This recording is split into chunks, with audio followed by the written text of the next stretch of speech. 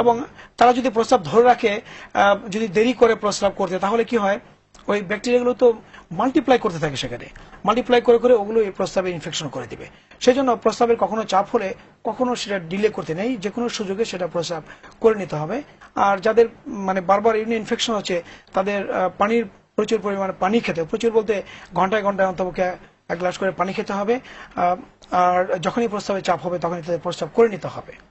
জি sir. Sir, আপনি প্রতিরোধের বিষয়ে আমরা বলছিলাম যে একটা বলছিলাম যে এক্সারসাইজ, 2 নম্বর বলছিলাম ধূমপান মানুষের জন্য অনেক ক্ষতিকর। এটা যদি বন্ধ করা হয় তাহলে একদিকে যেমন ক্যান্সার থেকে তাকে বিরত থাকতে পারে, হার্ট ডিজিজ তাদের হবে না, তাদের কিডনি ডিজিজ হবে না। কাজেই এটা টাকা দিয়ে কিনে খেতে হয় পয়জন। সেজন্য আমাদের যদি না খাই তাহলে আমাদের টাকা বেঁচে যাবে, আবার আমরা এই পয়জন থেকে, স্লো পয়জনিং থেকে আমরা বেঁচে যাব। কাজেই এটা মনে হয় ওয়েস্টার্ন কান্ট্রিতে এখন একটা আন্দোলন চলছে। সেখানে দেখবেন প্লেনে যাবেন ধূমপান নিষেধ, সেখানে কোনো বড় বিল্ডিং এ যান ধূমপান নিষেধ, মার্কেটে যান সেখানে ধূমপান নিষেধ। অর্থাৎ তারা কি এটাকে ঘৃণার পর্যায়ে নিয়ে গিয়েছে, এবং আমাদের সবার মনে এই ধূমপানকে এখন ঘৃণার পর্যায়ে নিয়ে আসা উচিত।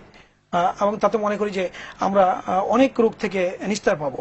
সেই সাথে আমরা বলবো যে আমরা যে খাদ্যাভ্যাস আমাদের যেটা আছে, খাদ্যের মধ্যে যে ঈদ হয়ে গেল, ঈদের পরে কোরবানি হয়েছে, সেখানে অনেক মাংস, বিশেষ করে গরু, খাসি, এগুলোর চর্বিযুক্ত মাংস বেশি খাচ্ছেন। এই চর্বিযুক্ত বেশি মাংস যদি খাওয়া হয় তাহলে সেগুলো কিন্তু হার্টের জন্য যেমন ক্ষতি করবে, কিডনির জন্য ক্ষতি করবে, ব্রেন স্ট্রোক করার জন্য সম্ভাবনা বাড়িয়ে দিবে। কাজে চর্বিযুক্ত খাবার সেগুলো কম করে খেতে হবে।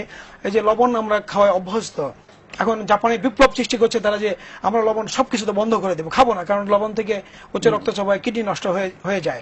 লবণ বলতে আমরা টেবিল সল্ট যেটাকে বলি, মানে খাবারের সাথে অতিরিক্ত লবণ নেওয়া খাচ্ছি, সে লবণগুলো আমরা খাবো না। কাজে এগুলোর পরে আমরা যদি আমাদের আরো যে আমাদের কিছু রোগ আছে যেগুলো কিডনির জন্য ঝুঁকিপূর্ণ, যে যাদের বংশে কিডনির রোগ আছে, যাদের বংশে ডায়াবেটিস আছে, যাদের বংশে উচ্চ রক্তচাপ আছে, যাদের বয়স 40-এর উপরে আছে, এদের অন্তত বছরে একবার করে হলেও চেক করে দেখা উচিত যে তাদের এই রোগগুলো আছে কিনা, এবং সেই সাথে কিডনির কতটুকু কাজ করছে, কিডনিতে মানে অ্যালবুমিন যাচ্ছে কিনা প্রস্রাবের সাথে, এগুলো চেক করে দেখা দরকার। ধন্যবাদ আপনাকে, অসংখ্য ধন্যবাদ। আমাদেরকে এত সুন্দর আপনি উপস্থাপনা দিয়েছেন এবং এত ভালোভাবে আলোচনা করেছেন। আমি আশা করি দর্শকরা খুব বেশি উপকৃত হয়েছে। আপনার গুরুত্বপূর্ণ সময় দেওয়ার জন্য আপনাকে অসংখ্য ধন্যবাদ। ধন্যবাদ আপনাকে, ধন্যবাদ ইসলামী টিভিকে, এবং ধন্যবাদ সকল দর্শক শ্রোতাকে যারা বসে আমাদের সাথে শেয়ার করেছেন আমাদের অভিজ্ঞতা, আমাদের চিন্তা ভাবনাকে। সেই দর্শক মন্ডলী, আশা করি আপনারা উপকৃত হয়েছেন।